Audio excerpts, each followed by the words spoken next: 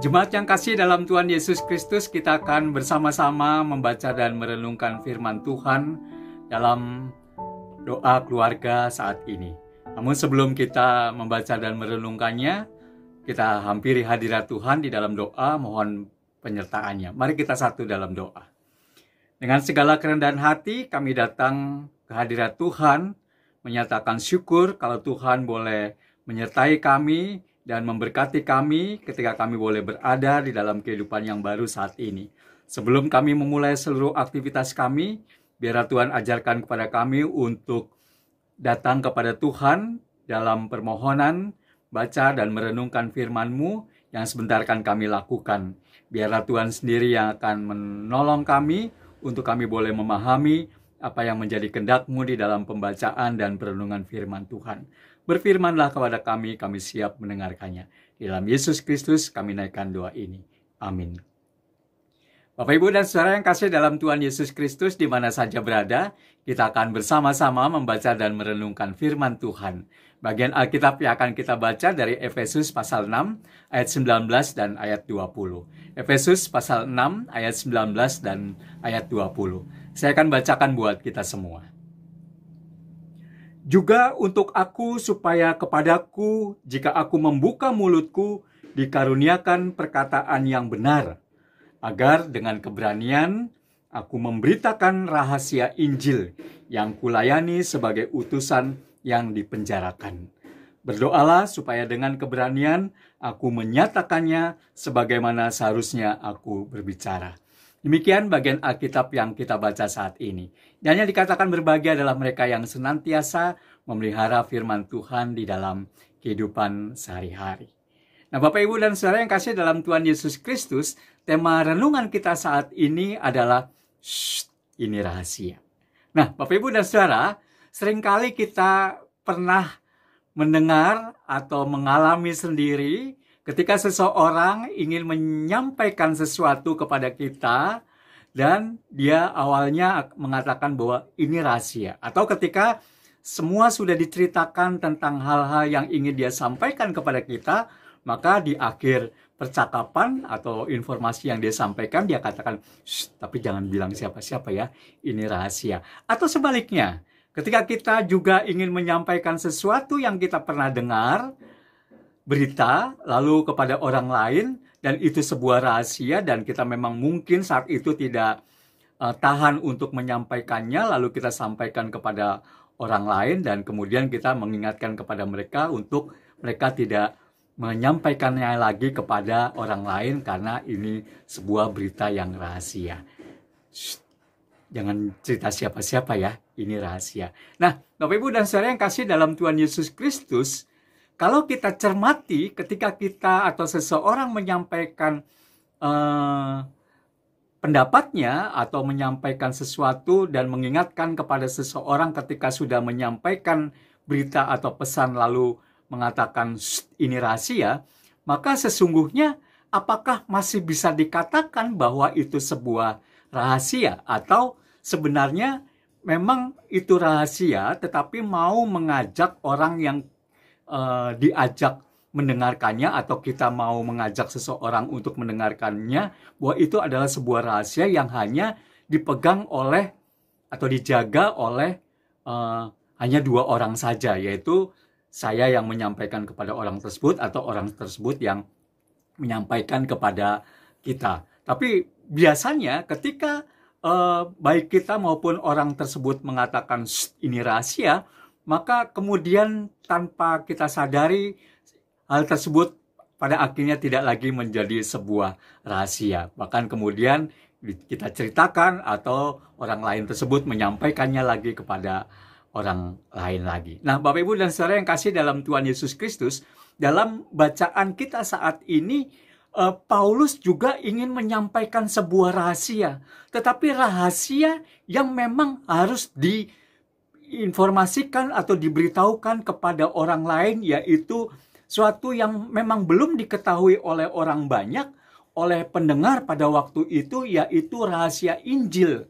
Jadi Injil ini bukan lagi sesuatu yang harus dirahasiakan, tetapi ada sebuah rahasia di balik Injil, sebuah rahasia Injil yang mau disampaikan, yaitu kabar baik tentang Yesus Kristus yang orang banyak belum mengetahui, dan ini menjadi sebuah rahasia, lalu kemudian disampaikan oleh Paulus kepada jemaat atau pendengar pada waktu itu melalui surat yang dia tulis walaupun ia sedang berada dalam penjara. Rahasianya adalah ketika Paulus menyampaikan berita Injil kerajaan Allah di dalam diri Yesus Kristus yang ia sampaikan, yang menjadi pusat pemberitaan.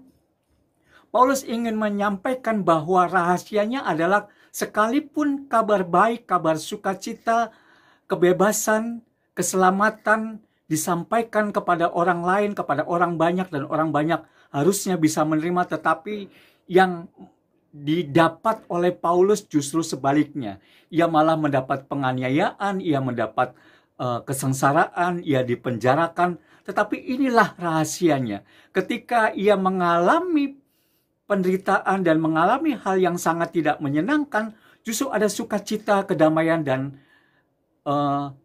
ungkapan syukur yang Paulus rasakan ketika ia melakukan itu bukan karena dengan berat hati, tetapi karena Allah sendiri di dalam diri Yesus Kristus yang ia imani, yang ia percayai, mampu dan sudah menolong dia di dalam kesesatan, di dalam ketidakberdayaan, di dalam hal-hal yang membuat ia tersesat. Nah, Bapak, Ibu, dan Saudara yang kasih dalam Tuhan Yesus Kristus, memang tidak mudah ketika kita menjaga rahasia, tetapi juga ketika sesuatu yang belum disampaikan oleh orang lain, diketahui oleh orang lain, dan harus disampaikan kepada orang lain, maka ada hal-hal yang memang harus kita perhatikan. Yang pertama, ketika Paulus mengatakan ia harus membutuhkan keberanian. Di sini dikatakan, berdoalah supaya dengan keberanian aku menyatakannya sebagaimana seharusnya aku berbicara. Jadi ia sungguh mengingatkan kepada dirinya bahwa ia juga membutuhkan keberanian untuk menyampaikan berita Injil. Demikian juga rahasia Injil. Demikian juga ketika kita mau menyampaikan rahasia Injil, hal-hal kebenaran kepada orang banyak, maka memang sangat dibutuhkan keberanian. Dan keberanian itu hanyalah karena anugerah yang daripada Tuhan ketika kita menyerahkan, ketika kita bergantung hanya kepada Allah. Kiranya kita selalu diingatkan untuk terus menyampaikan rahasia Injil kepada orang-orang banyak yang membawa sukacita, damai sejahtera, dan kebahagiaan di dalam hidup kita, dan terus memberikan pengharapan. Karena kita yakin dan percaya bahwa Tuhan Yesus Kristus tidak pernah membiarkan kita di dalam ketidakberdayaan. Kiranya Tuhan menolong dan memberkati kita. Amin.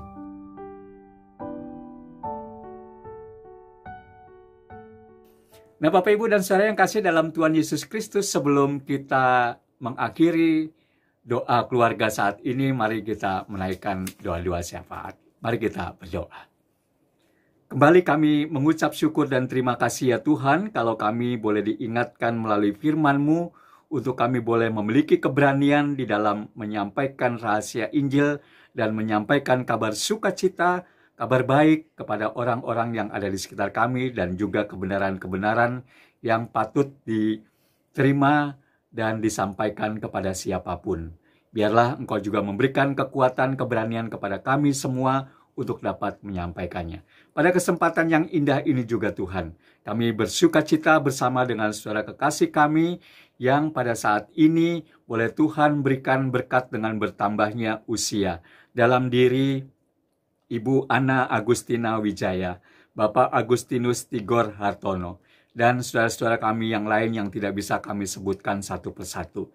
Kiranya Tuhan senantiasa memberkati mereka dengan penuh ungkapan syukur. Mereka boleh nyatakan di dalam hidup mereka kalau Tuhan sudah memberkati mereka. Dan biarlah mereka terus dimampukan untuk melakukan hal-hal baik di dalam kehidupan mereka.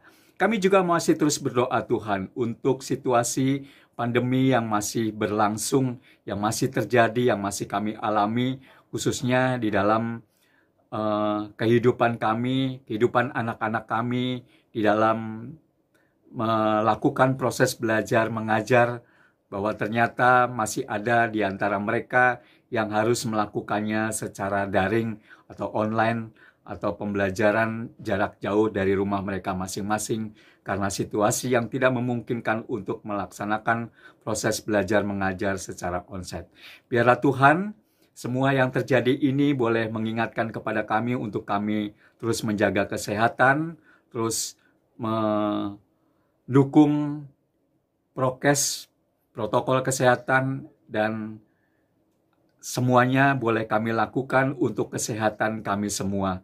Dan biarlah Tuhan, untuk saudara-saudara kami atau anak-anak kami yang tengah menderita karena virus corona ini, Engkau juga yang memberikan kemampuan, kesehatan, memberikan semangat untuk mereka boleh menghadapi dan mengalami proses penyembuhan, baik ketika mereka harus dirawat di rumah sakit maupun mereka harus melaksanakan proses penyembuhan di rumah masing-masing. Kau berkati keluarga mereka ya Tuhan, agar dengan penuh cinta kasih memberkati dan menolong serta mendampingi di dalam kekasih-kekasih mereka untuk memperoleh kesembuhannya. Terima kasih ya Tuhan. Kami juga mau berdoa Tuhan untuk kehidupan di dalam masyarakat kami agar terus terjaga keamanan, kedamaian, saling menghormati satu dengan yang lain, saling menghargai, dan biarlah kami juga boleh saling peduli untuk pada akhirnya kami boleh merasakan bahwa kami tidak hidup sendiri tetapi boleh bersama-sama menjalani kehidupan yang penuh dengan tantangan ini. Dan pada akhirnya Tuhan, kiranya Engkau sendiri yang juga menyempurnakan seluruh doa kami yang kami naikkan hanya dalam nama Tuhan kami Yesus Kristus, Tuhan dan Juru Selamat kami yang hidup, kami berdoa. Amin. Ikut Tuhan Yesus.